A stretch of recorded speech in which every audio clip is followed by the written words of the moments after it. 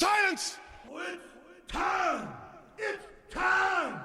It's time for another episode of the Drunk Dash Nerds podcast. Can you dig it, sucker? Grab a six-pack, sit back and prepare to laugh. It's Drunk Dash Nerds podcast. Grab a six-pack, sit back and prepare to laugh. It's Drunk Dash Nerds podcast. Grab a six-pack, sit back and prepare to laugh. It's Drunk Dash Nerds podcast. Grab a six-pack, sit back and prepare to laugh. It's Drunk Dash Nerds podcast. Sit back to the back of the back of the grab a six-pack, sit back to the back of the back of the grab a six-pack, sit back to the back of the back of the grab a six-pack, sit back to the back of the back of the grab a six-pack, sit back and prepare to laugh. It's Drunk Dash Nerds podcast. Hello, ladies and gentlemen, welcome to episode 381 of the Drunk Dash Nerds podcast. I'm your host, always, I'm Tyler. Joining me by the man, the myth, the legend himself, Sir Colonel Gables. What's up, buddy? Oh god, Tyler, man, I am doing good. What's kind of hilarious is I was wearing my friggin' t-shirt that said Man, Myth, and Legend. And as I was walking out of Walmart, the greeter that looks at my shirt is like, "Are you truly the man, the myth, and the legend?" And I looked at him, was like, "You damn right I am." And I walked out, and he just started laughing. It's like that gif from fucking Breaking Bad when he's like, "You're goddamn right." He's like, "Say my name," and he said, "Are you hiding right?" He's like, "You're goddamn right." That's exactly what I just pictured in my head. I wish you're just wearing like the fedora though with it. That's awesome. Oh my god. Yeah, that was a moment right there. I was with my mom and stuff while we were going in, getting some groceries and shit and stuff, and it's like, "Oh, Gabe, you're funny." I'm like, well, I can't help but people comment on my shirts. Yes. Because, I'm a big enough dude to where the entire four-way, like the from my chest and everything else, is very wide, very broad and stuff. And as a result, it's like a lot of the shirts just like pop. Like just really just pop, like whatever type of words, whatever type of things. I could just have like a big old like logo or something like that, and people would notice it and stuff, and just pay their 2 cents. Well, that and you bedazzle the ass of all your jeans that you wear. Bedazzle the. Oh god, that would be really fucking awkward. That would be really fucking awkward, dude. It's like all of a sudden it's like you just have random dudes or something like that, or people just staring at you and stuff like that, and all of a sudden you just look back as people staring down below. It's like, hey, my eyes are up here. Yeah, that's just a piece of meat. Just because I'm a man, a myth, and a legend doesn't mean you can just look at me like that, okay? Man, do you know how fucking awkward that would be and stuff like that, where it's like, you have a pair of pants, and all of a sudden you just have this little freaking rhinestones or this middle, like, portions of beads or something that's, like, right in that fucking portion of the ass. Yeah, it seems very uncomfortable to sit on. Like, if you slide a little bit, does it, like, rip them, and do the beads come off? Does it rip the whole jean with it, That's I wouldn't rip the beads off. I think it would be highly uncomfortable, It's like, well... Yeah. It doesn't seem like a very fun thing to sit on for a very long period of time. Nah. But there have been a couple things that have been happening alongside my life. Like, for example, one of my old coworkers I used to work with, she was doing a spring cleaning or summer cleaning, as you call it, through her home, and she found a whole bunch of music and games and stuff, and she sends me a message, like, during the past week, "Hey, Gabe, do you want to go through and, like, you want some of this stuff right here?" It's like, "I know you're interested in this thing." Like, "Yeah, sure." And she brought about my work. The beautiful thing about my work is, like, I can actually go through product, go through things and stuff, donate stuff if I don't want it or whatever. But I acquired a whole bunch of old PlayStation games. I got a duplicate. I have a duplicate of Final Fantasy VIII, so now I have, like, 2 copies of the greatest hits version of Final Fantasy VIII. Not too sure what I'm going to do with the extra, but at the same time, it's like you never know when you're going to need an extra copy of something. That's true. But on top of that, it's like it was kind of hilarious. I got all these Madden games, right? From Madden 2000 all the way to 2004. So a lot of those games I've played before. But I'm laughing about it because a lot of those games I played on Nintendo consoles, say like the N64 and the GameCube, and now I got the PS2 copies of them. I'm like, well, I can play them on there now. It's definitely going to be a fun trip down memory lane. But I feel that the biggest and the most substantial game that I got out of that entire package and stuff was ESPN NFL 2K5.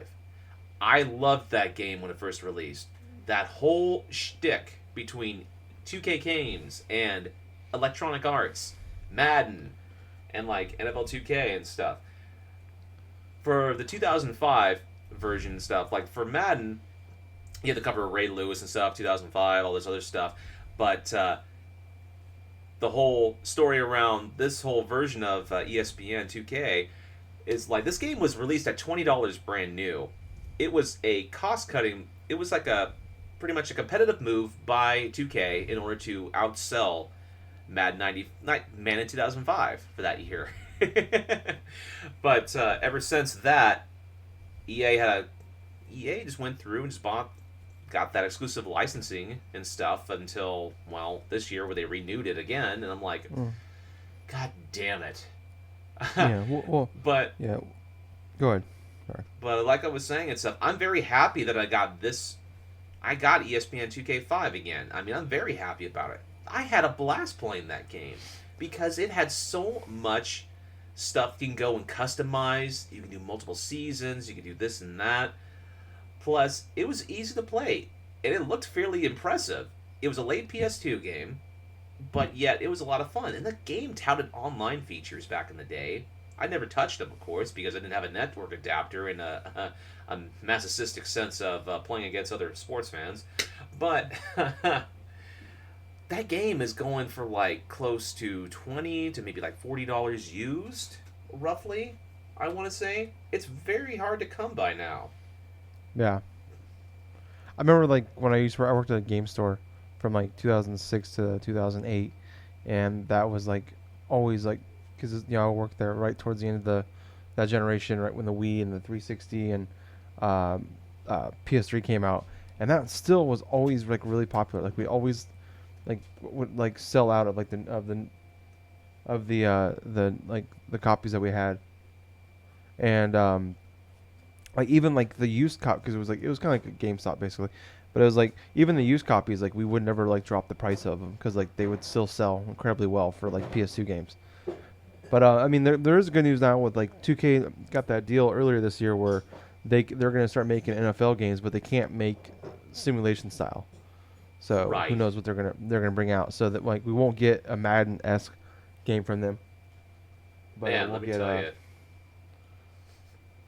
Go ahead. Let me tell you, I'm just looking at a bunch of listings here on eBay, and you see anywhere between like say there's like $12 and stuff for like the Xbox version. Some of the PlayStation versions are between like say 10 to like $12.99 or close to about 20. Some people have. Oh, this is new actually.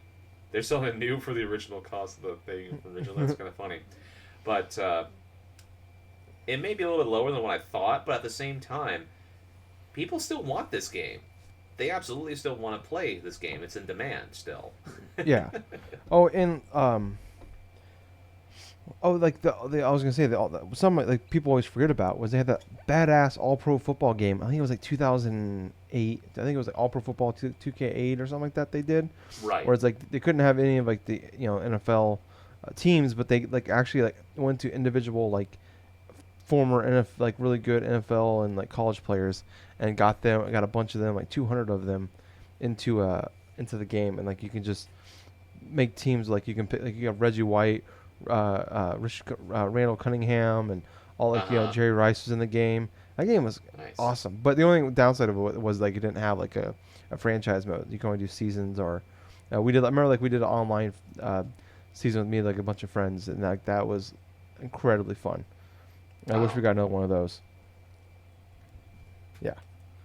But go on, I'm sorry. But anyway, that's pretty much what's been happening to me. What's going on with you, Tyler? I'm nothing too crazy. I did have a trip to Taco Bell on Friday. That was pretty exciting. I've been there in like 2 years. I couldn't believe it. You haven't been to Taco Bell in 2 years? Yeah, incredibly. Like I was just like, because it's like I was kind of half-ass jokingly say like when someone suggests Taco Bell, I'm like, I gotta plan the next 48 hours of my life when I eat Taco Bell. It's like I gotta be within a bathroom, like within 100 feet of the bathroom at all times for the next 2 days. Like, it's just as I get older, you got to poop more and things don't sit as well as they used to. And like, what I was funny, I was talking to a coworker because like we take turns like getting lunch and stuff. And it was my day. I was like, all right, well, I'll go get Taco Bell. I was like, what do you want? He's like, oh, well, I don't know. They got rid of like a bunch of stuff on the menu. I'm like, yeah, I heard about that. It's like, what did they get rid of? He's like, anything with potatoes in it. I did like this audible like gasp of like, but like in a very like female form. Like he's like, was that an honest reaction or are you kidding? I'm like, no, that was a real honest to God reaction. I was like, ah, like that's almost like what? Because like my favorite thing there was like it had like potato, bacon, and like Fritos on it, I think, or it had some chips on it or something. But it was so goddamn good. It's gone now. But I got like 3 of those Dorito Locos Tacos. Oh, Gables, still holds up. It still holds up, man. Dude, they're so good. Dude, you want to know what's awesome as well? I had tacos tonight, and a lot in the taco shells are actually kind of like Dorito. Like cheese and all of those shit, like those red taco shells and stuff. They have like that was some good shit. Oh my god, chef's kiss. They're so good, so good. I had a couple weird things happen to me this week. I didn't even tell Courtney about this one. I forgot about this one. I was walking out of the pet store the other day, and got some dog bones or something. And this lady walked up to me. She's like, "Hey, can you sign this thing? We're trying to get so and so added in as a write-in for the election." I'm like, all right, as long as it's not Kanye. And she's like, oh, it is. I'm like, I had the pen in my hand. I'm like, huh? I thought she said it like kind of sarcastic. I thought she was joking. And she's like, oh yeah, it's for Kanye. I'm like, what? And I just kind of looked at her. I'm like, oh, okay. And I just put the pen back on the clipboard and I walked away. I'm like, I can't. Nah. That is nuts. Yeah. Well, that is absolutely nuts. Yeah. Well, it's because like he entered too late, so he has to get so many like people to sign a petition basically for him to be on the ballot for certain states. So he had to get like 100. I think he has to get like 100,000 in each state to get like petition signings or whatever to get on the ballot. So he's actually on a few states' ballots, and yeah. So people are out there actually. Yeah. As long as it's not any of the fucking Harambe shit like in 2016, then it should be fine. I would vote for him before I would vote for Kanye, but that was pretty. That was interesting. I was like, I just kind of looked at her. I'm just like, are you fucking with me right now? And I looked at the thing and it said like Kanye West on the thing. And I just like just stuck the pin back under the clipboard, and I walked away. I'm just like, no, not even gonna say anything. I'm just gonna walk away. I got no comment on that one. I didn't know this was still a thing, but apparently it's still a thing. Yeah, but, it's still a thing. I mean, that's really weird to see. To actually encounter somebody that's like, hey, can we get a couple sign-ins and stuff for this? Could you get your name right here for Kanye West? Like, well, what was funny though is they just said for a candidate, and they wouldn't say a name. And then I made the joke that really? As long as it's not Kanye, yeah, they wouldn't. So it's like they already know. Say the name. They didn't say the name. They just went through and just say, hey, could you sign this for a candidate that's going to appear on the election? Yeah. They even know for a fact it sounds so fucking preposterous that they have to disguise it. Like, yeah, it's like, we're just not going to tell you who it is. Just sign it, please. Yeah, so like, all right. It's so stupid. Yeah. Sign so here for Kanye. Yeah. Yeah, so that was fucking funny. And then I was out driving around. This was like last weekend this happened to me. I meant to mention this last week, but I forgot to talk about it. But I was at a intersection trying to cross, and I'm like, why is it so difficult? Because there was like 3 cars in front of me, and it's like I'm on a side street. We don't get a lot of there's not a lot of traffic right there, and like it's on a really busy road on our side of town at like rush hour on a Friday. Oh yeah, it's Friday, and I finally get up. I'm at the stop sign waiting to go, and I see why it's taking so long to get on to the fucking main road. There is a dude naked in the middle of this intersection in a fucking Hoveround. In a what? You know, those like little Hoveround things, like the electric wheelchair things.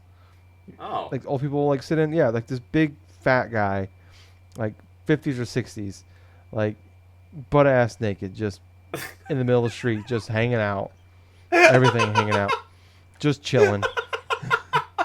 Well, yeah, the world's here. Fuck Yeah. COVID. I'm on my roll. Yeah, it's like, well, we got an asteroid headed our way that's going to be here for the election, so it's like, Oh, fuck it.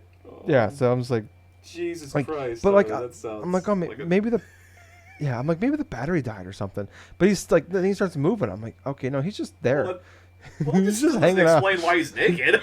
No, but I don't know. I don't know Maybe what his the fuck. battery ran out in the middle of the road. Yeah, and then like he like turned around and he's like started moving finally, but he was like his back was towards me, and you just see everything. It's all there. You just see it all the way up Main Street. And it's yeah. So Hey, could That's you pick it. up my rag on a stick? yeah, I just cried myself to sleep that night. Baby, I got a story to tell you. I just encountered Walford Brimley's overweight cousin going all over the side of the road. If it wasn't that, I thought it was that diabetes guy, but I'm like, wait, he passed away like a month ago, so it couldn't have been him. They look just like him though.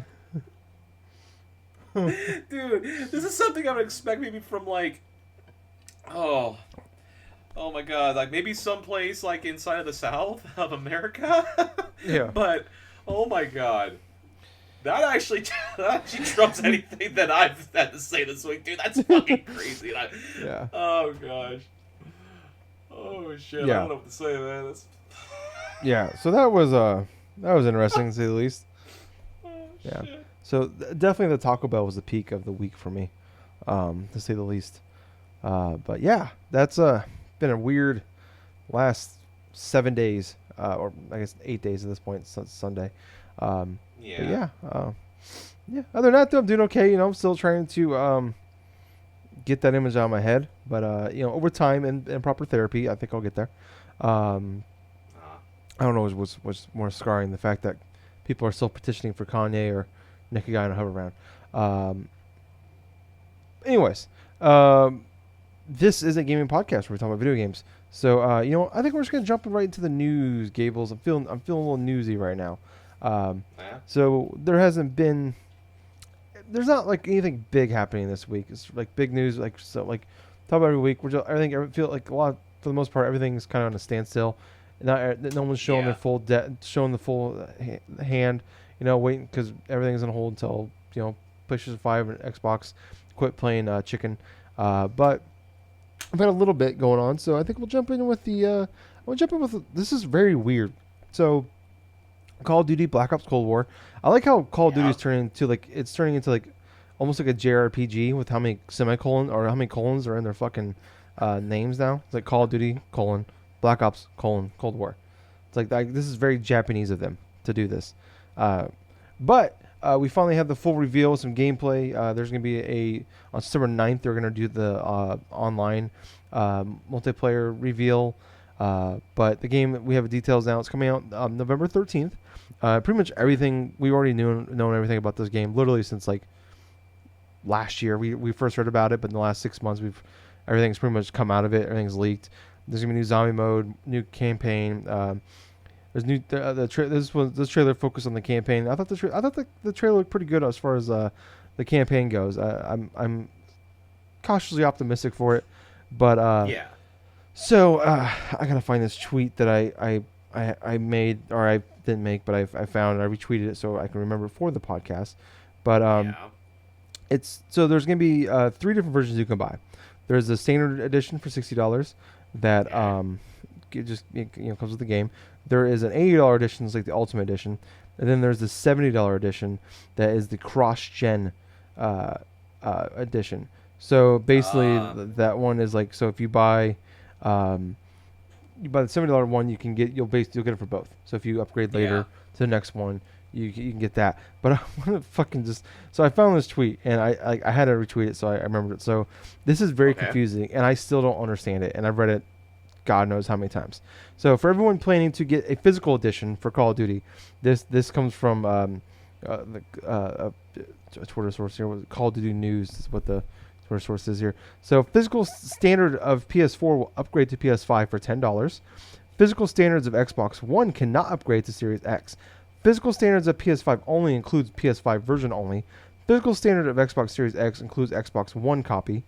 And for those planning on getting the physical edition for PS4 and Xbox One, do remember you do not get any of the bonus content. There is no Frank Woods operator bundle. There is no early open beta access. Those are digital bonuses only. So, did you get that, Gables? Dude, I got lost after the whole Xbox One, where it's like you're not going to be able to upgrade to the Series X version, and all of a sudden my mind just went blank. All right, so here I'll do the PlayStation ones first, and then I'll do the Xbox One second. All so, right. Physical standard edition of PS4 will upgrade to PS5 for only $10 more. Okay, I can understand that. If you buy the PS5 physical version of PS5, it only works for the PS5, which makes sense. Okay, that makes sense.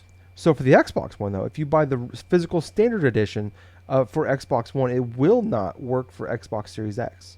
There's no upgrade. It won't work. But for $10 for PS4, if you buy the PS4 physical edition, you can spend $10 to get the PS5 edition. And Doesn't make any fucking sense. But if you get the Xbox Series X edition of Call of Duty Black Ops Cold War, it includes a Xbox One copy.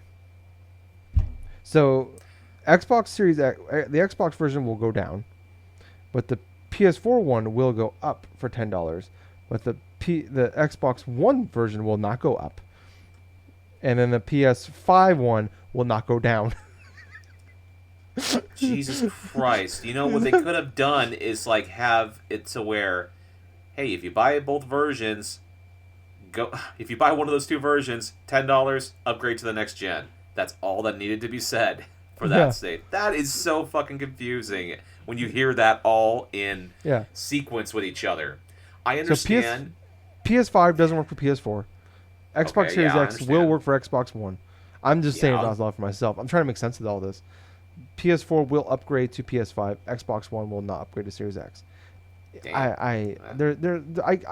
This feels like it's got to be a thing on the consoles, but it's so fucking confusing.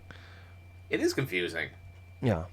So pretty much just don't buy the Xbox One version of that Call of Duty game and stuff, and just get the Xbox Series X version. And it's like, if you buy the Call of Duty version for like a PS4, you at least have the option to spend $10 more to get the freaking PS5 version. But at the same time, you're spending $10 additional, so instead of $60, you're spending $70. Yeah. I mean, my thing with that though is, and I said this beginning of the year before COVID and all this shit was happening. I'm like, last generation we had the thing where it's like, hey, if you bought Battlefield 4 or Call of Duty Ghosts and there's like all the big AAA games that came out that holiday season, if you bought it digitally for $10, you can. If you bought it digitally for the 360 PS3 for $10, you can upgrade to PS4 and Xbox One. And I was like, I'm totally fine with that. And I even said this generation going into it before they started talking about the smart delivery stuff. I was like, I'm totally fine with that. And I still kind of feel that way right now. I still feel like we're gradually going into the $70 is where things are going to be in about 12 to 18 months. But I don't know. I'm not too upset about that. It's just the whole messaging is so fucking confusing. I don't know. And we wouldn't even got to like what we thought about the game part, but I don't know. I mean, we've talked about it before. $70 going up $10. I don't feel like is a big ordeal. And the fact that they're not going to make me rebuy these games again, but it's just for people like Call of Duty is the most like non-hardcore gamer game. Like I don't know. I don't know if a better term for that, but it's like I know so many people that they buy like 3 games a year. You know, and the Call of Duty's like the one of the ones that are guaranteed to buy every year. And it's like, how the fuck do you expect them to understand that? Like they just want to buy the thing, they want to play the content, they're gonna play that for a year. But it's like, how are they gonna know if they buy the PS4 edition and they buy a PS5? Oh, I gotta pay $10 more for this, or if I buy the Xbox One edition and I want to then I buy a Series X later on, and then I find out I can't upgrade to it. I have to rebuy the whole game again. It's so confusing and it is ridiculous. And I don't know, maybe it's not their fault, but I feel like maybe at a certain point they should be like, all right, fuck it, we're gonna just get like do a whole thing where it's like just a cut off, make it all the same all the way around. Where it's like, if you want the next gen, you either gotta buy the $70 edition or you gotta buy it twice if you eventually upgrade to a new console later on. Like, yes, that's exactly the reasoning. That's exactly the reasoning why. That I don't understand why Activision went this route as opposed to what they did, say, with the PS4 to PS5 version. It's like, hey, get this copy for this console, pay $10 more for the next gen copy of it. I mean, hell, that was the case for these PS4 and Xbox One versions of games from the start of this generation. So, honestly, that is on Activision for making this so fucking confusing. Yeah, in my opinion. It's fucking bonkers. But I mean, now getting into the actual trailer part, I don't know. I mean, I know you're not the biggest Call of Duty guy, but what were your thoughts on the trailer we got? Well, to be perfectly honest with you, I didn't really see a lot of, let's say, the Call of Duty trailer. To be perfectly honest, I knew it was announced, but I didn't actually get a chance to watch it. Oh, okay. All right. Oh, I thought it was good. It was good. I really enjoyed it. I obviously I'm like the Black Ops name means a little bit more. I think. So when you talk about Call of Duty games, it's like the Modern Warfare is that kind of fizzle out on those ones, but it's like I guess more the same with the Black Ops. After like 2 was okay, 3 was bad, and 4 was just a multiplayer game. But I don't know, when you hear about what they're doing with this one, it's like I have more of good. We've talked about it before. Like I think for both of us, like Black Ops is the one we've put more time into than any other one. So now they're going back. It's like Frank Woods is back, and it's the real direct sequel to Black Ops 1, where this one is actually like it's not the weird like Black Ops 2 had the jump back between like the future and the past. This one is like the real. I never liked that one. Yeah, no, it was okay, but it wasn't. But I don't know. I'm looking forward to that standpoint. Like it does suck though. Like I was like, all right, cool, give me a date, November 13th. I'm like, fuck, because I was like, the last few years, like I've really enjoyed like because they've been coming out in like late October or really like the first weekend of November. So it's been perfect for me for like with Extra Life. I'm like I'll go rent the game, and I'll play through the whole campaign, on Extra Life, and then take it back for $6 basically. I'll play the whole campaign. Now Redbox doesn't do video game rentals anymore, and it comes out after Extra Life. So it's like that kind of puts it. It's I don't know. It's a weird hamper, but it's like plus it's like a week before Cyberpunk, so it's like and I don't want to spend $60 on a game I'm gonna probably play in a weekend. But I don't know. I thought it looked good. I hope to see. I want to see more from it. Obviously, I want to see what people say, but I don't think this is gonna be something I pick up day one. I got some GameStop bucks, like $75 in GameStop bucks. I might put down for this because I think I got pretty much everything else pre-ordered that I want.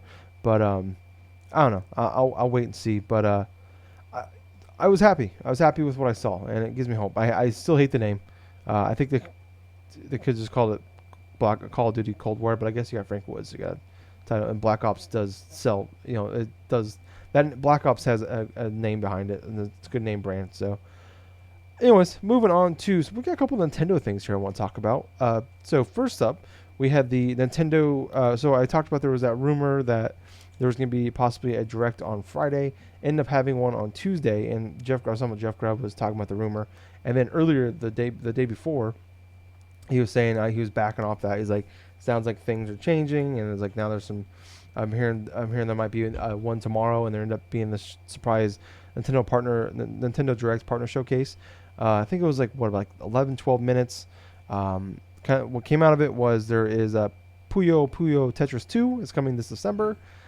Just Dance 2021 is coming this November. A collection of the Final Fantasy Legend trilogy from the Game Boy is coming to Switch this December. There is a Big Rumble Boxing Creed Champions, which is a Rocky boxing game that's coming.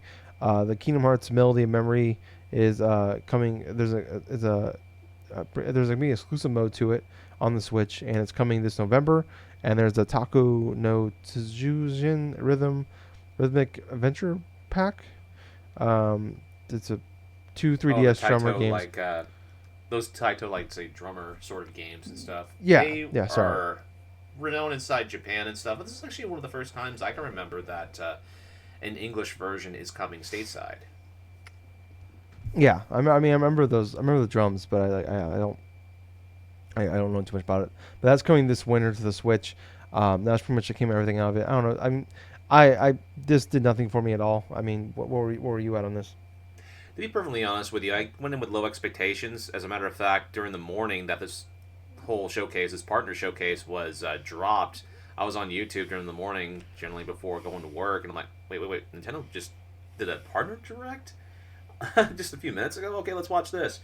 And what I got out of the whole thing is like, you know what, the Melody of Memory stuff, the Kingdom Hearts, that looks alright. I mean, I would probably give it a try. It looks more akin to another game that I played on the 3DS, the Id Rhythm Final Fantasy Curtain Call, which I love that. All the music from the Final Fantasy games and this and that. Where this is more like all the music from the Kingdom Hearts games. I mean, hell, does have some little bit of interest. But there were a couple other games that I thought that were fairly interesting. Obviously, the collection of Saga. The collection of Saga games. Final Fantasy Legends 1, 2, and 3. The old Game Boy games and stuff. Basically, I have a bit of interest inside those because, for one, retro RPGs, that's one of those things I love. I love going through, going back, experiencing old games on current generation systems. So it's like, when that comes out, I'm making it a shot. It's like $20, I think. So, yeah, 20 or 30, yeah. Yeah, 20 to 30 or something like that. So it's around that range and stuff, like, say, how the collection of Mana stuff for the Switch is. So this may be a fun time to download those games, like, on the Switch and have a go with them. But I think, honestly, the biggest thing I could think of is, like, Puyo Puyo Tetris 2. And honestly, I loved playing the original during the first year that I got the Switch. And it's just more of that with another, like, story mode and this and that, you know. Hell, I'm game. Come December, let's play some more Puyo Puyo. Tetris. Yeah. Yeah, so that's cool that, you know, they're doing that. I know, I guess, so, go back, I always go back to Jeff Grubb because he's pretty much been the king of coming out with these rumors and leaks and stuff like that. And he's kind of doubled down still. He said there was more third-party stuff that's supposed to be shown off in a direct that wasn't shown off here. And that there is the investor meeting in mid-September, so he's saying that. He don't have an exact date, but he would say that there's got to be a direct before the investor meeting. That way they don't want to go into an investor meeting with where we're at still, where it's like, okay, what the fuck's going on? So like that way they can put everything on the table. So I'm expecting probably in the next 2 weeks that we'll have a direct, and also in the next 2 weeks we should have the Xbox Series X reveal. And possibly the Lockhart too. So, but moving on, skipping with Nintendo and putting everything on the table. Now there's we're hearing more rumors now about the new Switch coming out sometime early next year. People, it's been called the Switch Pro. Talks that it could be 4K, it could be a 4K screen. There isn't, we don't have too much, and they're gonna have like a new slate of like big games to kind of come out with it. It's kind of like almost like in a way like a relaunch of the console, kind of like when the console did launch. It's like, here's all these awesome. We had Breath of the Wild, we had Mario Odyssey, Mario Kart 8 Deluxe. So we should expect a nice like relaunch of the new console with a lot of fresh launch of games come with it. But I don't know. I mean, I feel like this kind of comes more and more. And I remember they even said last year like there's no new Switch version coming, and then like 2 months later they announced the Switch Lite, and then they had a different form of the Switch come out where it had a better battery as well.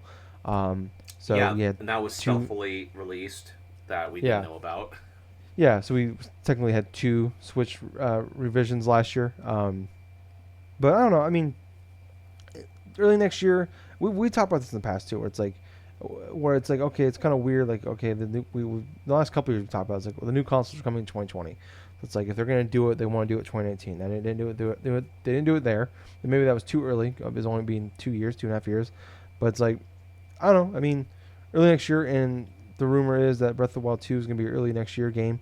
And we talked about a lot where like a lot of the big games kind of came out early in the generation. All the big studios released. We had like we had Super Mario Odyssey and Breath of the Wild, like I already mentioned. Mario Kart 8 came out. I know it's a deluxe edition, but we've had that. But I don't know, I mean, do you think this is the real one? You think this is the real deal that we might actually get the new Switch upgrade next year? To be perfectly honest, it's not out of the realm of possibility. Nintendo has a track record of remaking and like not just remaking, but like coming out with iterations of, say, their same handhelds multiple times in a generation. It happened with the DS. It happened with the 3DS. As a matter of fact, with the 3DS, it's actually a little bit more in terms of revisions than what Nintendo would normally do. You had the original 3DS, then you have, like, say, like the 3DS XL, and then all of a sudden you have the lines of like, okay, new 3DS and new 3DS XL, and then all of a sudden you have the 2DS and all those other iterations. What I'm saying is, Nintendo for their handhelds definitely are known to go through and put out revisions. And for the Switch, we've already seen a couple of different types of revisions. Not only for the mainline system with the like the better overall quality in terms of battery and in terms of like certain inner specs and stuff for the original Switch, but with the whole Switch Lite stuff, that's definitely Nintendo going through a foray with a cheaper alternative. So them coming out with a better version of the normal Switch, that would not surprise me in the least. To be perfectly honest with you, I could technically see them not even going too far away from like what the Switch model they have out right now, the original one. You know, there's not going to be too much like improvements that they would have to make in order to make it really successful at this point, in my opinion. What you would have to do is maybe like have like say different analog sticks, you know, different Joy-Con sticks, maybe different like D-pad stuff. Instead of having the buttons and stuff, have like a traditional D-pad and everything else. But I could see upgraded like processors, upgraded things from their custom Tegra stuff that they had with their original Switch model. But if they wanted to go through, next year would definitely be a good place for it, considering that they want to tide over until that next gen initial system that obviously they still are planning through with their R&D stuff. So it's like, if we're truly going to have a Switch lifespan that's going to be lasting, say, around the 8-year mark, then, yeah, having a more powerful system makes sense. Especially if they're tied over for the next few years until the next gen reveal. Yeah, I agree. I you know, it's especially where you think about it, where it's like you're mentioning like Nintendo was like the original ones of like that mid generation relaunch of consoles. Like you know, like you were mentioning, like we had the new 3DS, we had the Game Boy Color, we had Game Boy Advance. What was it, the Game Boy Advance SP. Lite or whatever? SP. Thank you. You know, we've had, they have done this. We had the Wii where it had like the smaller, the mini version that didn't have the online, you know, adapter. So it's like we've seen them do this. So it's like it makes sense to do it. We've been talking about it pretty much since the console launch. I remember us in 2017 discussing the Switch Pro, and it makes sense. I'm totally aboard. I'm curious what it'd be like. We've talked about before, like okay, like there's the rumors of the Switch Lite forever happening. I'm like, okay, great, and it obviously was very successful. Was it gonna be like a one that doesn't undock, you know, or is this gonna be one that, you know, is this gonna be a better screen? How's this gonna work? Like, I'm all for it. Like, I love it because my one concern though is like I hate. Definitely a good system. Yeah, I the only thing I really don't want is like, I mean, is like I hate like what happened with like the new 3DS XL and all that, where like towards the last couple of years there, a lot of their big games just flat out did not, like some of them didn't work at all in the original 3DS, and some just ran like complete garbage on the original 3DS. That's where I kind of feel like Nintendo may do something similar to the events of like the new 3DS XL. I mean, let's look at that handheld in general. It had upgraded processor speeds. Mm-hmm. It had an extra little analog nub and stuff, so that way you could actually do like the twin stick sort of things. Not as good as say like the Vita did, but at the same point, you'd have the upgraded processor speeds. They have like adjustments in terms of the controls and stuff, the buttons, the D-pad, the things like that. And yeah, you had exclusive games that played only on that device. Hell, Super Nintendo, the Virtual Console stuff would not run on any other 3DS models besides the new 3DS ones at that point when it was released. Yeah, that part was kind of bullshit. Like that, you didn't have to do that. Like those goddamn games. That's very work true. On it.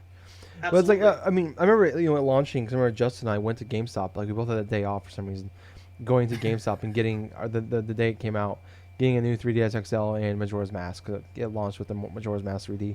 Oh my gosh! I mean, it made Majora's Mask much better having that the analog stick or the analog nub. No shit. But like I hope I just hope that they don't like cut off like the original. I mean, I understand like they want to sell more, but it's like, and I think they need it because like, you can talk about like Breath of the Wild when that came out, it didn't run super, like it had some issues on the Switch. You know, like there was a lot of frame rate drops, especially in handheld mode.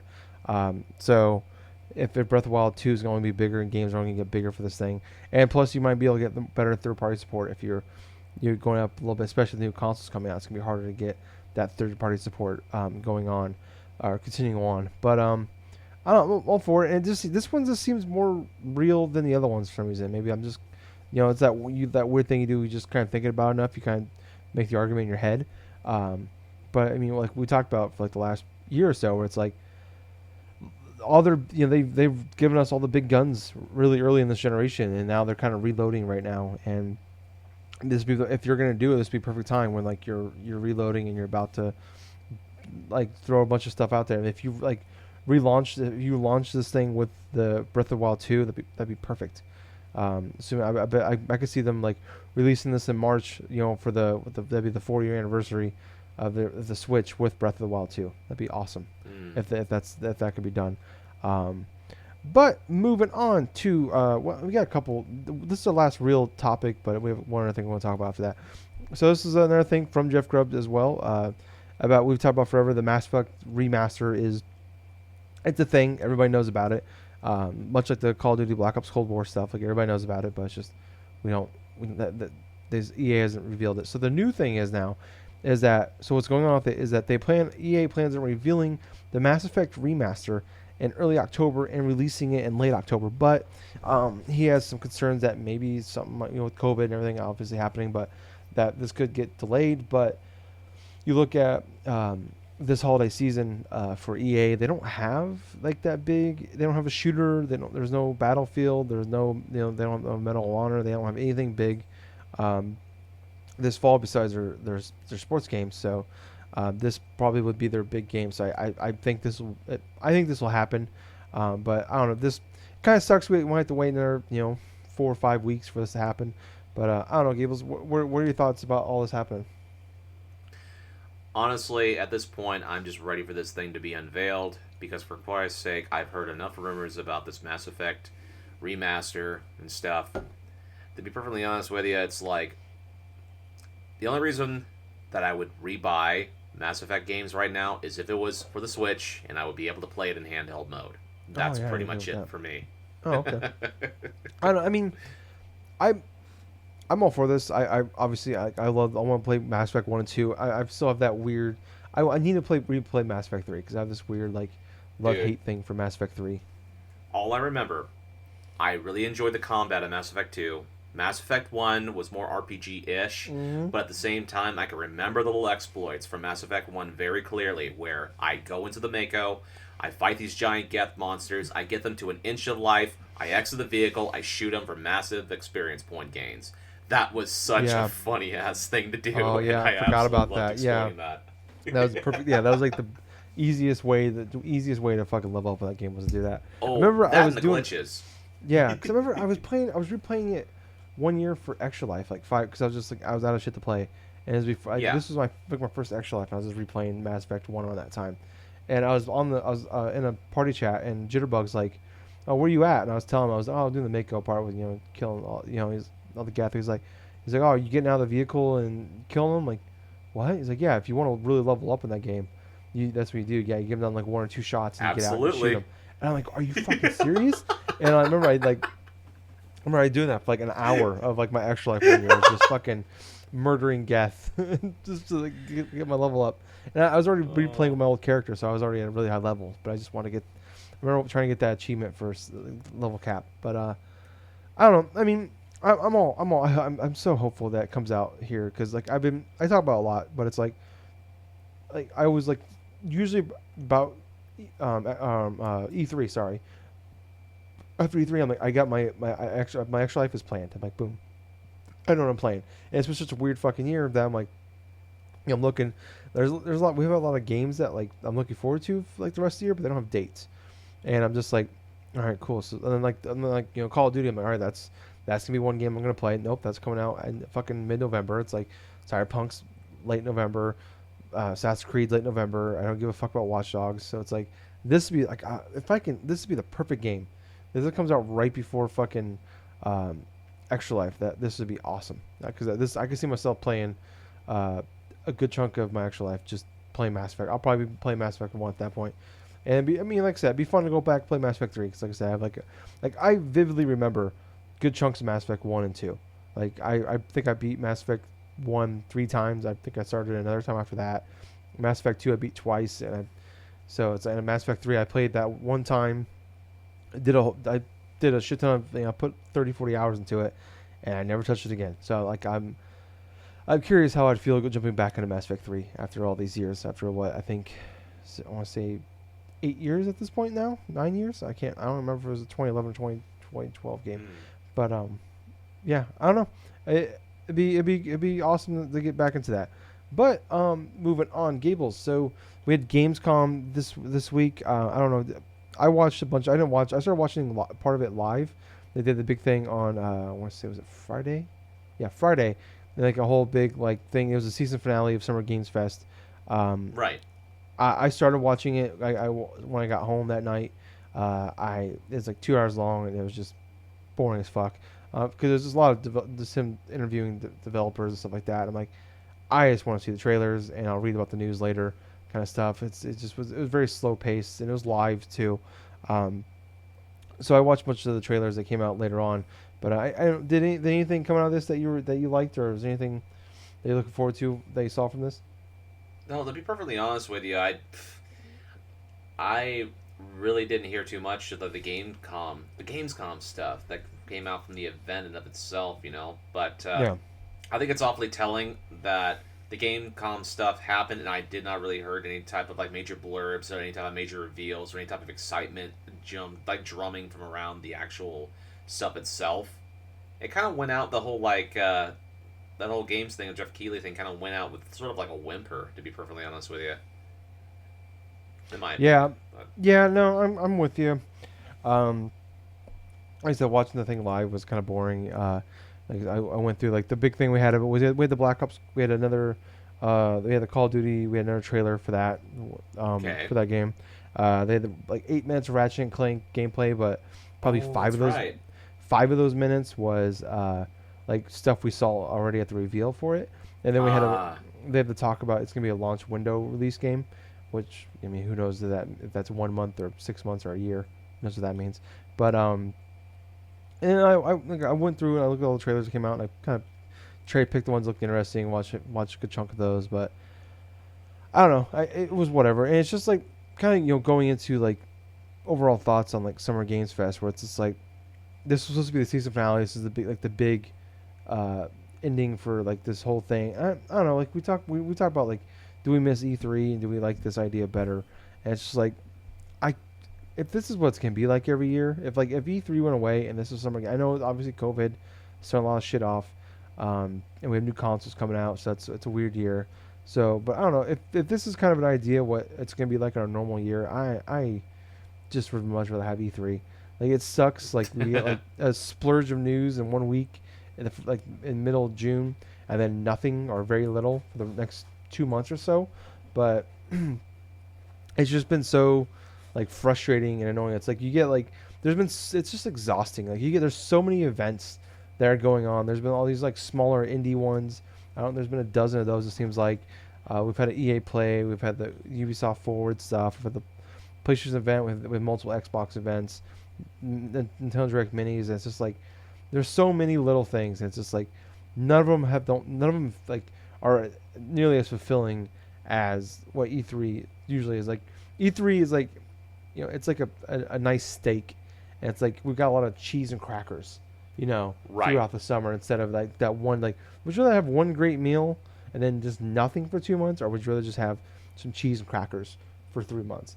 And I don't know. I mean, I'd rather have the really great steak, but I don't know.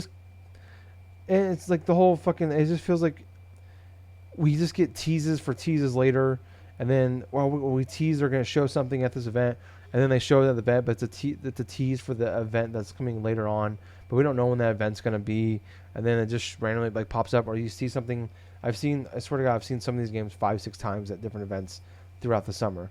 And it's so like quintessentially it's like we're getting baited like multiple times into other types of events and stuff. And Yeah. It's sort of like a colossal tease and stuff like that, as opposed to just having everything all at once inside of one major type of spectacle, pomp and circumstance stuff. But yeah, I understand where you're coming from exactly, Tyler. I mean, I would much rather at this point, if this whole like games stuff kept on going right there. I'd much would rather have the whole hole-in-one stuff, because everything else that's been spoon-fed to us, like with multiple different announcements, multiple different things here and there and stuff, all the speculations and stuff of what Sony and Microsoft is doing, all this other stuff. This pretty much this micromanaging sort of bullshit that's going on with the information and stuff. It's like, it's tiring.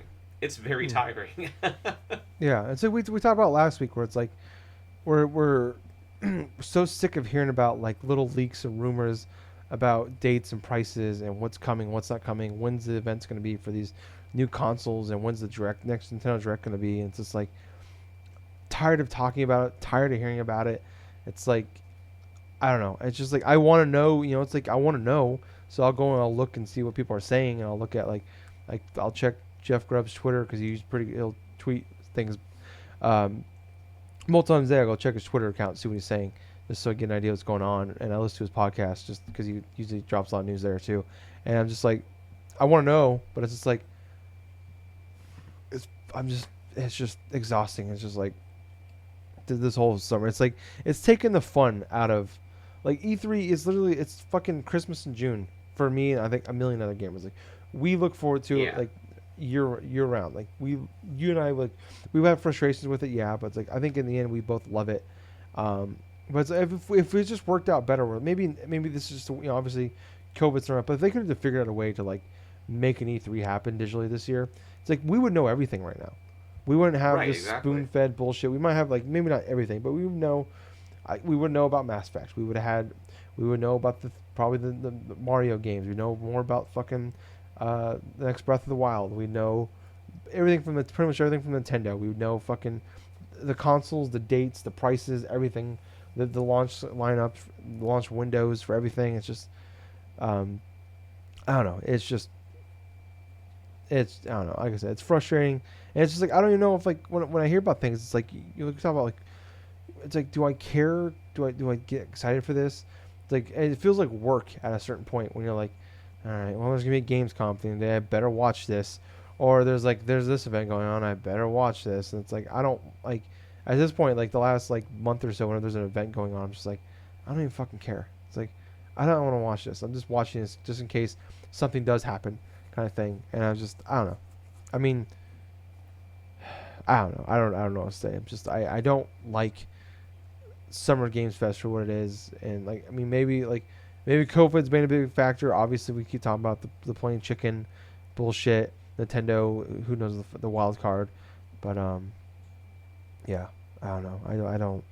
I hope things, like, in so many more ways than just video games. I hope things can go back to normal next year.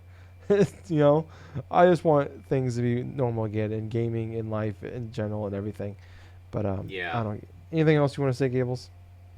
No, I'm good. Okay. Well then, moving on to what we've been playing part of the podcast. Gables, would you like to go first? Or you want me to go first? I'll go first this time. Okay. So, in terms of games I've been playing, holy shit, I've been playing a ton. To be perfectly honest with you, one of the ones that stuck out to me that I've been playing so far this week has been the reintroduction of the original Tony Hawk's Pro Skater. I got that as part of, like, the games I was given yesterday, and what's kind of hilarious about it, I remember playing a lot of the original Tony Hawk on the N64. Later come to find out that's the version that's very inferior in terms of the PlayStation 1, because of cut tracks, cut certain portions, cut this and that. So I was just curious. I popped it into my PS2 because I love playing my PS2 controller and this and that. Now, before I knew it, a couple hours flew by, and I was playing through the career mode with Tony Hawk, and I went through every single level, every competition, and I 100%ed it. Nice. And that tells me that this game, that Tony Hawk's Pro Skater, the original one, regardless of like it being a game from late 90s, it looking like it did and stuff, I still found a lot of enjoyment out of it, and I really can't wait until the remasters come out for both 1 and 2. But yeah, it was really hilarious because it's like I'm going through different type of levels. I'm going through the same ones that I did back when I was a kid.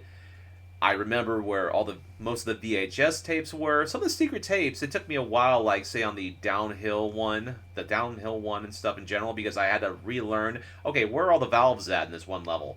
It's like, okay, how am I going to get up to that secret tape I have these grindable rails? And it took me a while to find out that, hey, there's this portion towards the beginning of the map that I got to grind this rail all the way to this particular platform and point, and then I have to go through and, like, cross a gap through, like, the ramp, go up in an angle, right, cross this gap and stuff, and all of a sudden have to go on top of this portion of a cliff, then go all the way to the other side in order to launch myself to this and that. So, to be perfectly honest with you, there's some leveling design stuff that is pretty creative in the original Tony Hawk's Pro Skater. There's also some that are incredibly obtuse, and it does not get any more obtuse than when you go through their last main level before their final competition. So you're going downtown San Francisco, and you have to try to find the secret tape. And the thing about it is, it's on top of this sort of gazebo-looking building. This gazebo-looking thing has breakable glass at the top of it. And I see the VHS tape, so how the fuck do I get to that? Then I look over, and I see this big old statue monstrosity. I'm like, oh, that's how they do it. I see this one thing where I have to ollie up this ramp and go all the way up. And I have to go across, not one, but jump across, like, from one building to another, go all the way up these ramps, all the way to the top of this building. And I had to go up this ramp, right, and I have to ollie at just enough height in order to make it through and freaking grab this VHS tape. And I fell short quite a number of times, because I had to time the ollieing just right off the ramp. It took me about, I kid you not, maybe a good solid 15 minutes just to get that VHS tape in multiple tries, because their whole leveling stuff, not the whole leveling, but just the whole timer in and of itself is like maybe 2 minutes at most. So yeah, that was kind of frustrating with that aspect, but overall, I had a lot of fun going to the competitions, going through the classic levels, getting all the tapes, which were fairly easy at this point. I mean, I knew where every one of them were now. You know, I didn't have to use any guides, which that was pretty awesome in and of itself. But there are other games I did play, and oh my gosh. I played through and beat Battletoads, Streets of Rage 4, Okay. Power Rangers Battle for the Grid, Jesus. and King of Fighters 14. Nice. So, to get the shorter games out of the way, Power Rangers Battle for the Grid, a continuation from last week. I still have sort of the same type of feelings that I had from last week, only after I played through the gameplay to an extent and went through the entirety of the story mode and finished that, the gameplay sort of got stale for me. And I meant it in the way where it was like a lot of cheap, like, AI tactics to where they want to go through and corner you and just try to do, like, these freaking wombo combos that juggle you in the corner. But I did like how the characters felt in terms of combos, in terms of, like, gameplay, like speed and this and that. But the story thing towards the end of it, it was kind of there, you know, it was okay. It was kind of hilarious and stuff. And the final portion of the, and this is going to be a spoiler too for Battles of the Grid, that story mode, for those that do care about this. There's at one point where Zordon and one of the, I think Kruger from like the, one of the lead guys for the SPD Power Rangers or some are together, and they have to go through the current times Rita Repulsa and recruit her help in order to take out Lord Draken. And quintessentially, it's a reference and callback to when the Green Ranger lost his powers originally in the Power Rangers, where the green candle has to melt all the way down, so for him to lose his powers completely. So there's this one scene that kind of had me laughing out loud, to where Rita finally goes through, and this is a cutscene, right? And all of a sudden, you see her get struck dead, and who should be but Finster 5, the dude with Lord Zed's staff, and I'm thinking to myself, what the fuck? Well, not the fact that Rita dies or something like that, but the fact that it's fucking Finster and this fucking Alpha 5 crossbred with Lord Zed's staff. I'm like, where the fuck does staff come from? No explanations for that. I mean, I get it. Draken defeated Lord Zed, took a staff, all this other shit, but this fucking homunculus, like, android version of fucking Finster, I'm never gonna get my freaking, mind away from, because that's just so fucking funny of a concept. But, anyway, the gameplay of itself was fine. It was alright. I'm glad that I did go through and get the Game Pass stuff to try that game out. It was fun. If I had, say, like, a cross deal or something, all the DLC content, all the other games and stuff together, maybe on a physical card or physical disc, hey, that'd be fine. I wouldn't mind playing through that game again. Just for fun, nothing for competitive shit. Because the achievements for that is so bullshit. Like, oh, win 500 matches online through rank. Jesus. I'm like, how the fuck am I gonna find a lot of people playing ranked mode on Power Rangers? It's like you and one other dude. All right, just stand there. Let me tap A for 500 times. Oh my god, Tyler. I've tried doing something like that somewhere in the past, but that was for Blaze Blue on the 360, and it was literally towards the end of the 360's life, me playing Blaze Blue against one other person inside the fucking rank mode, trying to get fucking achievements. I'm like, oh god, I quit after about half an hour. But that was then. But going on to the next game, playing Battletoads. Can you say that one for the end? Because I also beat Battletoads. Yeah, of course. So let's go into the next one, King of Fighters 14. To be really honest with you, the gameplay, the presentation, definitely better than Power Rangers Battle for the Grid. Obviously, SNK, they put out some great fighting games, some awesome character designs, and different types of representation and stuff in terms of what they do. Definitely a fantastic, fun game with a lot of good complexities and this and that. Its story mode, super short. I was able to go through that initially through one playthrough. I did it with Team Fatal Fury because I love the Fatal Fury guys, like with Terry and Andy Bogart and Joe. And yeah, it was really hilarious, like going through a lot of the training mode stuff, learning a bit of what what Terry could initially do. But the story mode was just kind of generic, you're fighting against this one dude that's like super popular and this and that, and he has this King of Fighters belt, and all of a sudden towards the end of this story mode and stuff, you have to fight this big old like being or something like that. Like, I'm not too sure about his name now, but it's like some sort of like supernatural being and stuff, and do this and do that and stuff, and all of a sudden you beat him and everybody's happy and this and that. So it's a generic sort of arcade mode. It could have been done better in my personal opinion, but it kind of fits along the campiness of previous King of Fighter games, in my opinion. But gameplay solid. Gameplay was good. I still have my PS4, so hell, I could play through a little bit more of it, because I want to experiment more with the characters. It's quintessentially kind of the same thing I say with the other fighting games I've beaten over the span of the past month and a half. Tekken 7. Hey, yeah, this is a great game. I'm playing through Zafina. Yeah, I want to test out a bunch of the different characters. All of a sudden, I move on to Street Fighter 5. Or no, actually, no, Soul Calibur 6. It's like, yeah, I'll play this key, like, do this and that. I still want to play some other characters. Then Street Fighter 5, like I just mentioned, it's like, yeah, Ryu's very fun. I played him online and stuff like that, but I want to play some more characters too. Yeah, it's the same thing with King of Fighters 14. But what I get out of it, I've played through 4 or 5 different fighting games that were released this generation, and I've had fun with every single one of them. None of them were trash. Power Rangers Battle for the Grid, the quality factors is like so-so in some aspects. But I still would consider that, say, like a good game. Not a great game. Great games are like Tekken 7, Soul Calibur 6, Street Fighter 5 in its current state. Not launch Street Fighter 5, but current 2020 Street Fighter 5. Fantastic bundle. Fantastic gameplay, this and that. King of Fighters 14, I think that from the story mode perspective, it's a little bit lower than, say, some of the other games that I've mentioned, but at the same time, the combat's solid. You're still going to find people playing, like, ranked matches online.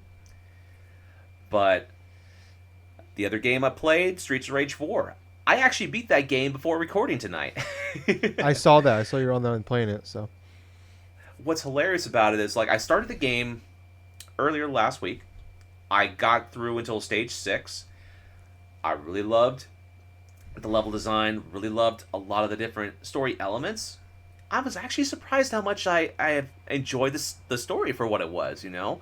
Because you get to face off against, like, classic characters, like, towards the end of the game, when you face off against a brainwashed Max, that was a cool callback from Streets of Rage 2. You know, playing as Max and doing that, the grappler, wrestler type of style. But he was fucking annoying to fight as a boss, I'm not gonna lie.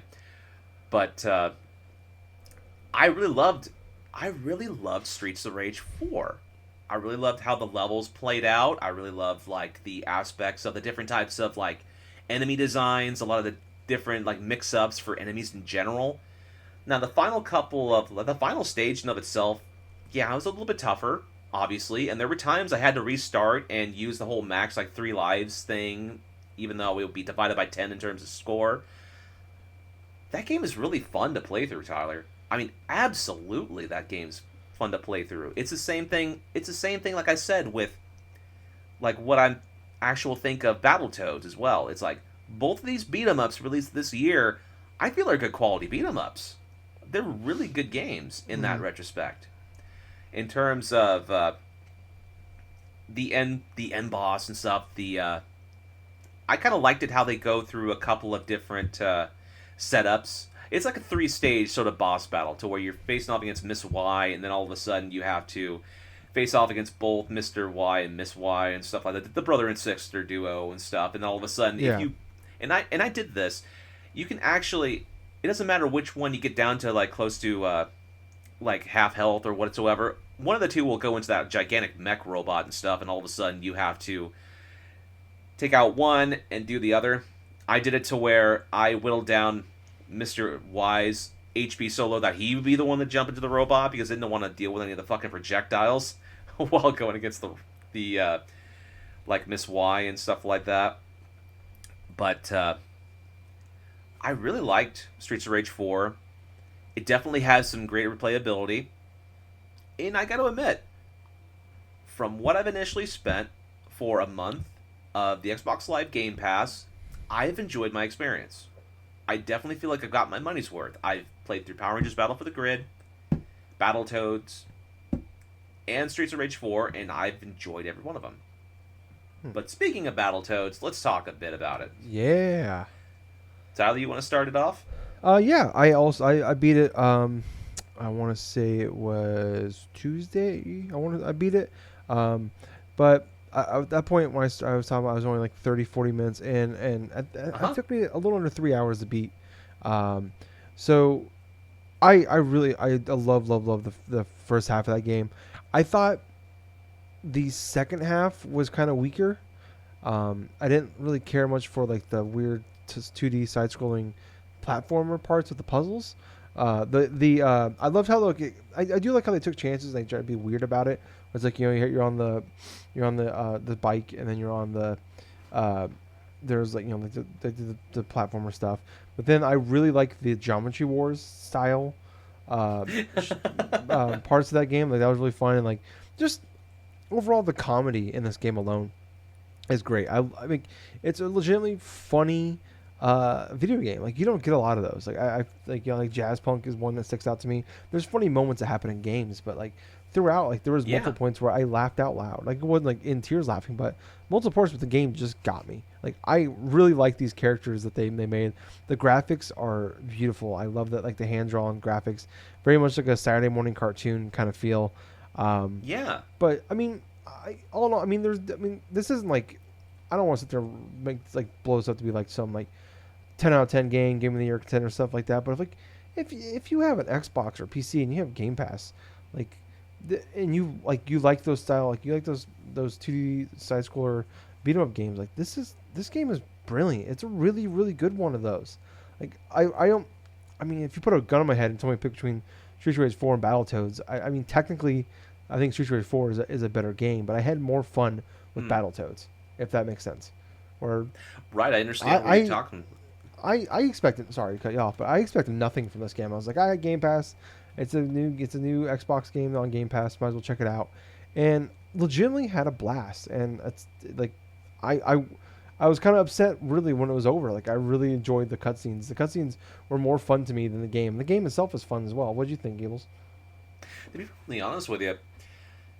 be perfectly honest with you, I was surprised. I went in with no expectations. I didn't see any type of reviews or anything else to try to like submit myself.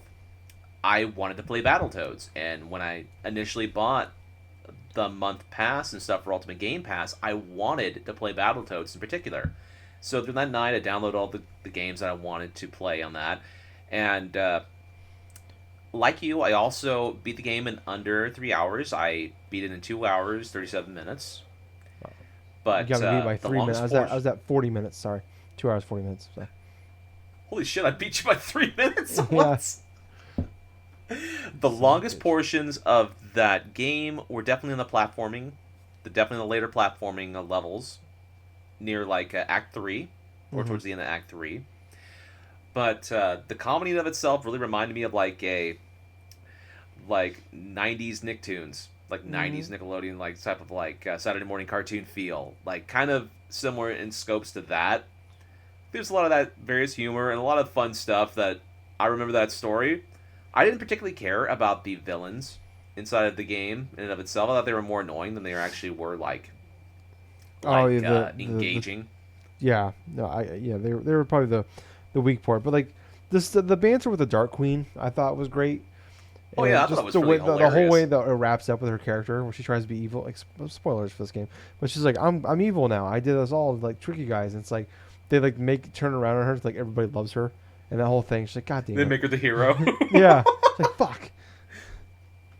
Yeah, I love all that. She just like plays along with it. Yeah, well, it's like I didn't like the platforming, the puzzle platforming stuff, but I like that whole little side part of the story. Where is it Pimple the muscular, the big one? Yes, goes out- Pimple, the muscular, the big one, has to go, like, he takes a extended break or something from, Zitz and Rash and stuff in the Dark Yeah. Queen and goes off on his own and stuff after having, like, a little spat. And then Yeah, all of a sudden, it's like he goes to this freaking retreat or something like that, and it looks like they're, like, hippies and all of this shit, and they turn out to be these fucking crazy cultists. Yeah, they're like it's a death cult, but like he gets like he gets like pissed off, and it's just like him like just murdering people. It's just What's hilarious, what the fucking hilarious part about it is, like, he thinks he finally, the realization is like, oh man, I'm accepted inside this thing, yeah, I'm going with it. All of a sudden, she introduces him to, like, their whole thing that they worship and stuff like that. yeah. It's like, wait, are you kidding? It's like, are you Yeah. kidding? It's like, all of a sudden, they just go through to disown them. It's like, oh, yeah, blah, blah, blah, and so on and so forth. And that in and of itself just triggers him so badly that he goes through, gets so angry that he fucking snaps and just starts killing things left and right, and then all of a sudden you have to go through and with the control stick you have to go through and like kick the shit out of these freaking like hippies and Yeah. stuff based upon like almost a Game and Watch style like a mini games. Yeah. Like you press the left analog stick to beat things to the left or right, or in the directional things. It's like one of the things I praise this game for, they try a lot of different types of game genres inside there. It pays homage to the original Battletoads, because Battletoads was not just a platformer. It was also like part racing game. It was also part like this and that. And so inside this game, it's like you have a situation like with Pimple where he's beating like killing the shit out of these fucking cultists, and all of a sudden after he's done, all the guys come back, you know, like Rash and Zitz and like Dark Queen go through and they answer his rescue beacon, right? And all of a sudden they just look on, it's like, wow, I think we have to rescue him from them. Yeah. I think we have to Yeah. rescue them from them. Yeah, like, it was so stupid and funny. Like it's like normally like in cutscenes sometimes like in games I'll just pull my phone up and I'm like I don't care. Like very few games get my attention like that. Like like The Last of Us obviously has my attention. This was one of those where I was like I don't want to miss anything they talk about. Like this is just the way like the voice acting is cheesy and overdone, but they just do so good of a job of doing it. Where it's just like. It's not like you see a lot of movies or TV shows or whatever. It's like they try to like overact it and be like obviously bad. And it's like, no, we get what you're doing, but you're doing a bad job of being bad. And it's like these guys, like whoever these voice actors were and whoever was directing all this, fucking like just killed it. Like it was so good. Dude, I'll say this, man. Having played the original Battletoads and like played through to the extent I never beat the game, but I understand what it was. It was absurd. They have these anthropomorphic, like, edgy toads and stuff like that going through doing this. And all of a sudden playing this is a breath of fresh air in my honest opinion. Because at some points and stuff, there are. I understand a bit of the criticisms about Battletoads 2020 from people. You know, it's like they didn't like the art style, they didn't like this, didn't like that. You know, they don't like how the Dark Queen is representative, where she was a little bit more edgier, a little bit more sexier, and this and that and stuff. But in regards to certain moments inside this game, I feel like I enjoyed this more than the original Battletoads because it's like even the stuff that's like stupid and absurd, like the Toad Shambo stuff. Yeah. The Oh my Toad god, Shambo I love stuff, the you Toad have a- Shambo. You have a fucking toaster, you have something else, and all of a sudden you have a fucking puppet. Yeah. And you have to do this rock paper scissors thing. The most hilarious part to that whole thing to me is that the Dark Queen joins in, and every Yeah. time they decide, it's like, Dark Queen loses. Yeah. Like It's 3 so times good. in a row, she's getting more and more pissed by the moment. This game is just is pure joy. It really is. I love this. This game was really good. Like like I said, this is not like a 9 out of 10. This isn't maybe even an 8 out of 10. It's a solid like 7 game. But it's like if you have Game Pass, man. Like I mean, the biggest knock against this game is the fact there's no online co-op. When like Street Race 4 has fucking online co-op. Like why doesn't this have it? Like I hope maybe they patch it in later. Exactly. Because this game hope this game would be a blast to play online. Like if you and me can like sit down and play through this game again, I would gladly play through this game again. Like Dude, I do the same thing as well. yeah, it's so much fun. It's so dumb. It's fun. Like for a game I thought was like everybody was saying like before like that played previews of this was like saying like this game was not good. It's not fun, and it turned like just the joy I got from it. Like maybe the most fun I've had in a game this year. You know, like there's way better games out there I played this year. Don't get me wrong, multiple way better games. I understand. But this was just pure joy, pure fun. But go ahead, Gables. It's like what I was saying though. It's like not just the story stuff, but the combat of itself. I thought the combat was all right for what it was. You know, a bit simplistic. A lot of the enemy types were varied.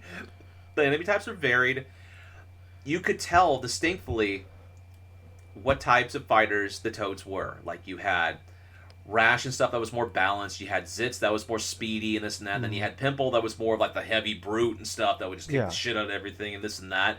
I loved the animated effects and stuff where you go through and you do your jump attacks, or you have to go through. You even go through little tech moves and stuff where you spit on the opponent and stuff and just kick the shit out of them because it slows them down and all this other stuff. I love that aspect, the combat and stuff. And here's something that I did not know I would enjoy more than what it was, but hacking terminals. I don't know why. You know, hacking the terminals, you know, in other games, I'm like, oh, you know what, this is not so fun, you know, this is kind of boring.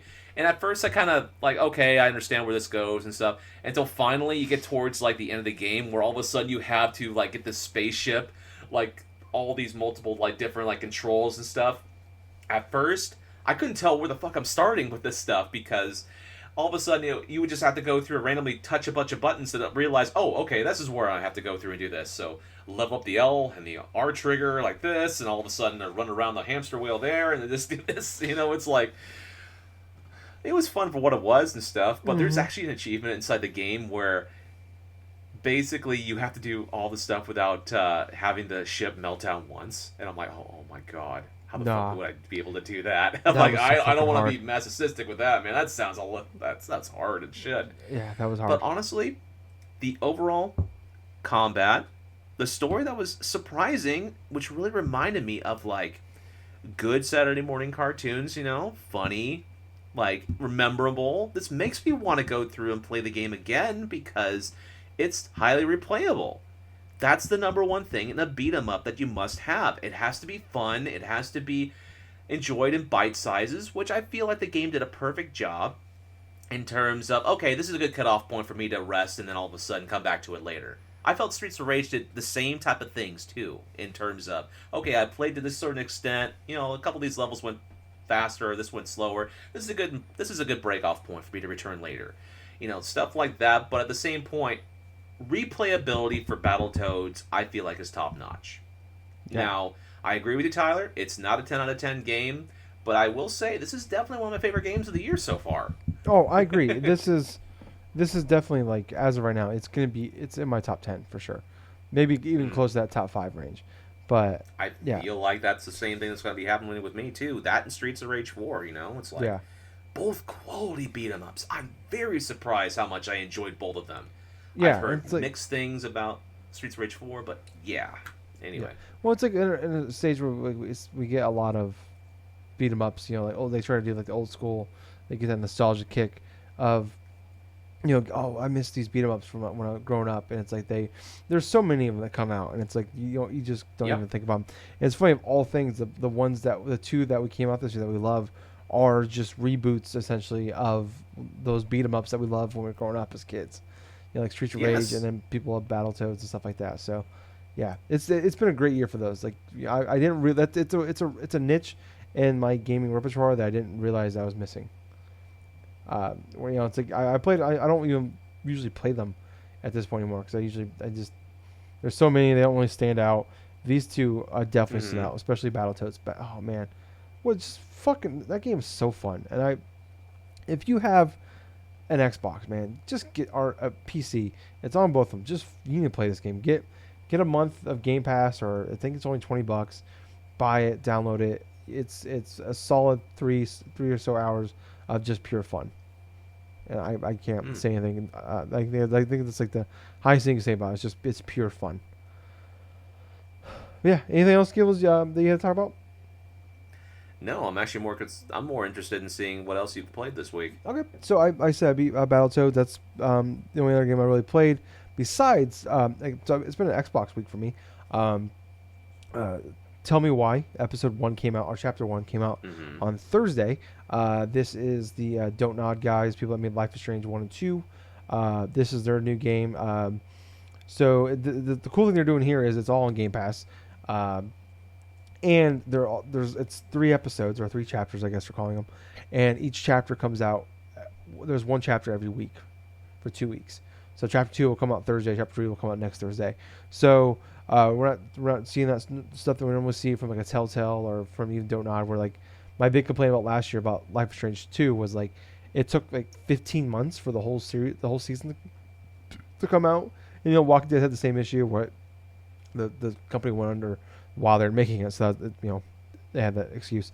But I'm playing a little bit. I haven't finished it. I'm very close to the end. I was trying to finish it before we started recording, but I didn't get a chance. But I'm right at the end of the chapter 1. But the main thing with this one, obviously, is that you know, with their Don't Nod games, they're, you know, it's very much like a Telltale story based. A lot of, you know, you choose what you say to move the narrative along.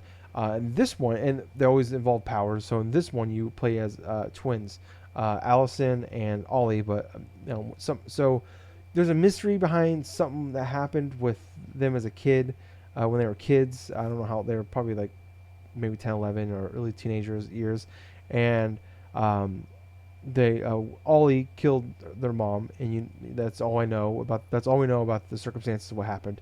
And then flash forward, it's 10 years later. Ollie is now he is transgender now. His name is Tyler, no relation. And so you don't know the story, but they always talk about graduated, but I always play games with subtitles on, or watch TV with subtitles on. It drives Courtney nuts, but that's just the way I am. But they always say graduated. They always put in parentheses. So I don't know what they mean by graduated, but like they kind of when I don't know what's going on with the father situation, but after Tyler killed their mom, they got split up, and she got adopted by the sheriff in this town, like in Alaska, somewhere. And then they haven't really talked much in the last few years, or they haven't seen each other in a few years, and they've talked very little. And she goes, Allison goes pick up her twin brother Tyler from this center. I'm not really sure what it is yet. Maybe I missed it, or they'll explain more later. But he was, you know, obviously transitioning, but also was dealing with some other things as well. And they go back to the house that they grew up in, and the house that all this stuff happened. And the main thing with the powers come involved, this was like they have like this twin thing where like they talk about like, you know, twins have this weird sixth sense with each other. And this one, the twins can communicate like telepathically, and they can talk to each other in their heads when they're close to each other. And so you have that where like they'll get separated a little bit, but they can still like tell, like, or like they're talking to somebody, but they're communicating in their heads as well while talking to this other person. And also, like, as they're going through the house and things are going through the town, like, they can they see memories that of things that happened with their mom. Like, they're trying to figure out, like, so, like, the issue is, like, like, the mom had an issue with the fact that Tyler was realizing early on that he wanted to be a boy, and he wanted to have a sex change, and they think part of that is that she was struggling with that, and that might be the reason why she tried to kill him, and then he ended up killing her.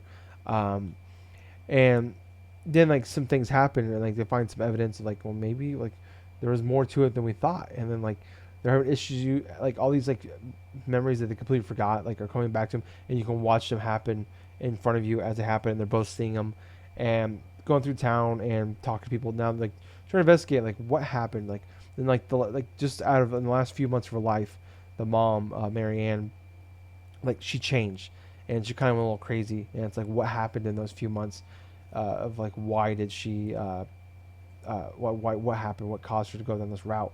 And then also, like, they have, like, I got to a point where it's like they're both, like, seeing these memories, but they're also, like, Allison and Tyler have, like, they remember these memories, but they remember, like, slightly different things about them. And it's like, okay, well, it's like, I think it happened this way, and it's okay. Then you watch, like, Allison's way, like, how she remembers it, and then you see how you see Tyler's version of it, and you see how, like, that, like, they're slightly different, and you can pick which one you want, like, which way you want to go with them. So yeah, you don't know which one's right or wrong per se, but it's like you're trying to figure out what happened, or, like, which one is the real one, and you don't know for sure. But I don't know, I talked about it, like towards the end of last year, because I played, like, Walking Dead the final season and Life is Strange 2, like, back to back. And it's like I kind of hit a burnout factor in these style games, and I still kind of feel that a little bit when I'm just like, I didn't, like, I'm like, okay, I love Don't Nod. I want to play this next game from them. And this one definitely, like, it looks the best. It runs the best of all of them. I love where they do a great job building characters and the worlds they're in, but I thought Life is Strange 2 kind of fizzled out on me. I think it was more of a fatigue factor of these style of games. And again, jumping into it, it was like, it took me a little bit to, like, talk myself into playing this game. But once I jumped into it, like, I was definitely like, all right, I'm in, and I'm really enjoying these characters. I'm enjoying this story. I'm enjoying this narrative, like, this mystery. So, like, so far, chapter 1 is like, it stuck me in really well. And the fact that we don't have to wait 2-3 months for the next episode, we're gonna get the next one on. We have a set schedule, and it's like we had a set schedule going into Life is Strange 2, where it's like, here's all the dates for all episode 1 through 5, and it was at that point it was like 9 months still, and then delays happened, and it ended up being like 15 months. So it's like now we have dates, and they're, we're getting all 3 episodes in 2 weeks, perfect. So it's like I don't have to wait. And it's just like it kind of makes you, like, want to play them as soon as they come out as well. Where it's like, all right, cool. It's like, well, the new episodes comes out soon. It's like, I'll just wait and stack them and play them all at once. So I'm enjoying it so far. I'm having fun enjoying these characters, jumping into, like, the optional dialogue. So it's been a good time. I'm hoping that, I'm going to finish it. I'm like I said, I'm really close to finishing it. But I am looking actually forward to chapter 2 on Thursday. But that's all I've been playing this week, other than more Madden. Okay. So, in a frustrating way. But yeah, I think that's going to wrap it up for us this week, guys. Thank you so much for listening. If you want to hear more from us, we have a Twitter, Facebook, Twitch, YouTube, Spotify account. We're on all those places. Also on a bunch of, we have, like, Google Podcasts, pretty much anywhere you listen to podcasts at, we're on them. Like Ghana is one we're on in India. Apparently, we had, like, a big surge in downloads in the country of India this month because I added us on there. So that's been crazy. Also, I want to thank you guys. The last 2 months have been our best months ever for downloads. So really appreciate it. A huge spike. So I think a lot of that had the fact we've added on new accounts. But if you guys like what you hear, please subscribe to us elsewhere as well. Follow us, like us, thumbs up us, whatever you can do to help us. Like on Twitter, like I said, Facebook, Twitch, YouTube, Spotify. Leave comments, 5 stars, thumbs ups, whatever you can do to shares, please, as well. Shares help the most. Whatever you guys can do to help us get out there more, we really would appreciate. So thank you guys for listening. I was Tyler. And I have been Colonel Gables. So until next time, everyone, you definitely have yourself a fun week. But most importantly, thank you for listening to another fun-filled episode of the Drunk Dash Nerds podcast. Hey, Gables. Yeah. Too sweet. Too sweet, man. Bye, guys. See ya.